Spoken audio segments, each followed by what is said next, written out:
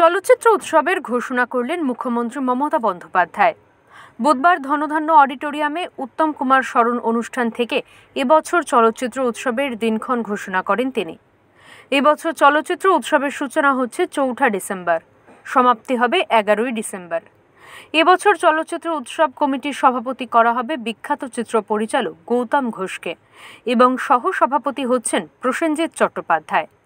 মুখ্যমন্ত্রী মমতা বন্দ্যোপাধ্যায় স্বয়ং নাম ঘোষণা করেন। নেক্সট ফিল্ম ফেস্টিভ্যাল হচ্ছে 4 ডিসেম্বর থেকে 12ই ডিসেম্বর। এখন থেকে ডায়েরিতে নোট করে নেবেন, কারণ 11ই ডিসেম্বর, 4 ডিসেম্বর থেকে 11ই ডিসেম্বর। এবারে রাজ, তুমিও আছো ওখানে,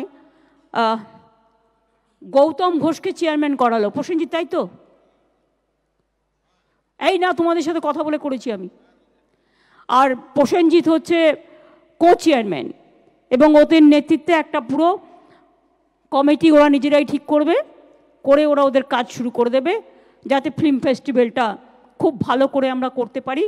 এবং আপনারা দেখেছেন প্রতিবারই ফিল্ম ফেস্টিভ্যাল একটা নতুনত্ব নিয়ে আসে।